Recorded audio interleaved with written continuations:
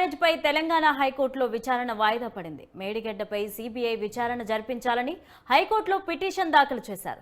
TPCC ప్రధాన కార్యదర్శి నిరంజన్ దాఖలు చేసిన పిటిషన్పై విచారణ జరుగుతుంది. అయితే విచారణను 2 వారాలు వాయిదా వేసింది తెలంగాణ హైకోర్టు.